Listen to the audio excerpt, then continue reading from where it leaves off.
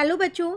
आज की क्लास में मैं आप लोगों को क्लास 8 की जो आपके पास लेटेस्ट एडिशन की एडिशन वर्क की बुक है ना, उसमें हमने अपना चैप्टर नंबर 18 मेंसुरेशन स्टार्ट कर रखा है। तो हम 18.3 एक्सरसाइज कर रहे हैं, जिसमें हम बिल्कुल लास्ट क्वेश्चन पे, क्वेश्चन नंबर 5 पे। बाकी ये पूरा चैप्टर चैनल पे अपलोड हो गया, आप वहां से कर सकते हैं। ठीक है। देखिए, इस क्वेश्चन में आपसे क्या कह रहा है, find the area of a regular hexagon. आप देख रहे हो यहाँ पर आपको एक फिगर दे रखी है कि रेगुलर हेक्सागन है। रेगुलर हेक्सागन का मतलब क्या होता है, जिसकी सारी साइड्स जो है वो इक्वल होंगी, क्योंकि रेगुलर पॉलीगन वही होता है जिनकी सारी साइड इक्वल होती है।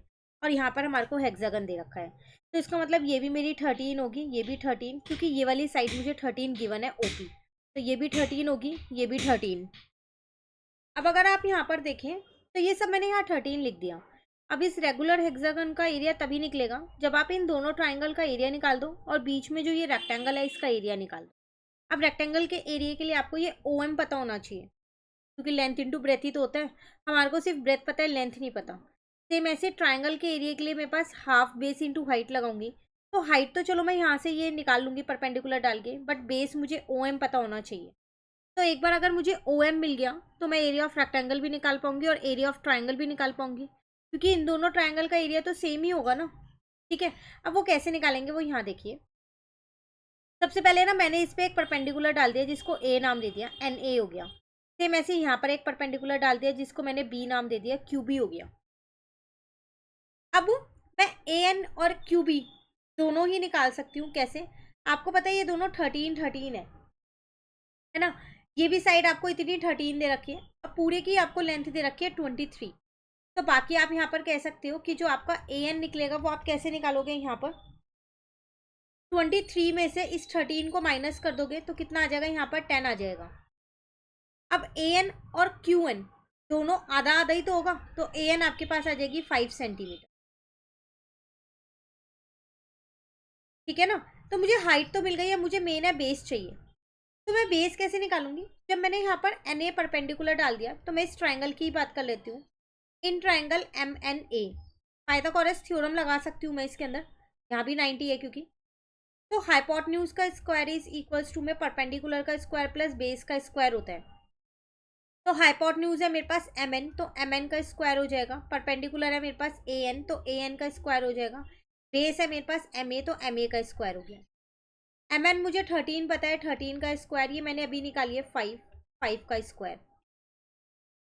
तो यहाँ पर आ जाएगा 169 इज इक्वल्स टू में 25 प्लस का एम ए स्क्वायर। तो एम ए स्क्वायर कितना आ गया मेरे पास, 169 माइनस का 25, तो कितना आ जाएगा 144। तो यहाँ से मेरा एम ए निकल के आ जाएगा। 144 को जैसे ही रूट में रखूंगी तो वो बाहर निकल जाएगा 12 सेंटीमीटर। अब मुझे क्वेश्चन में चाहिए था ओ एम, क्योंकि वही मेरे पास रेक्टेंगल की लेंथ है और वही मेरे पास ट्राइंगल का बेस है।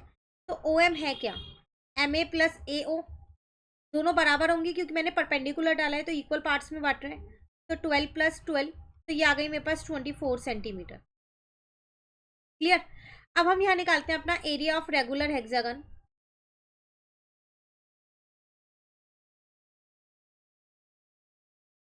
तो वो हो जाएगा मेरे पास एरिया ऑफ ट्राइंगल, ट्राइंगल का नाम लिख देती हूँ मैं यहाँ M N O, plus area of rectangle, rectangle का भी नाम लिख देती हूँ मैं यहाँ पर एम ओ पी आर, और plus area of triangle R Q P. ठीक है। तो एरिया ऑफ ट्राइंगल का फॉर्मूला हो जाएगा हाफ इंटू में बेस इंटू में हाइट। एरिया ऑफ रेक्टेंगल का फॉर्मूला हो जाएगा एल इंटू में बी। और एरिया ऑफ रेक्टेंगल का, सॉरी ट्राइंगल का again formula half into base into height. सबकी वैल्यूज आपको पता है, अब आप पुट कर सकते हो। बेस आपने अभी फाइंड किया है यहाँ पर 24, जितना एम ओ है उतना ही आर पी होगा। क्यों? क्योंकि ये दोनों रेक्टेंगल की लेंथ है और लेंथ तो इक्वल होती है ना अपोजिट साइड्स, तो दोनों 24 ही होगा। और हाइट मेरे पास है 5, लेंथ है 24, ब्रेथ है मेरे पास 13, अगेन ब्रेथ है मेरे पास 20, बेस है 24 और हाइट है 5। ठीक है यहाँ तक।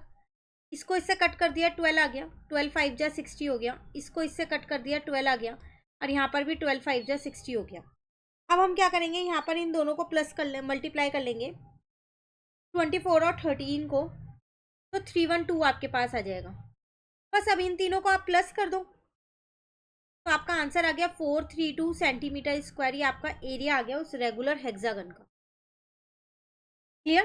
तो ये था क्वेश्चन नंबर 5 आपका जो कंप्लीट हो गया। इसी के साथ चैप्टर कंप्लीट हो गया।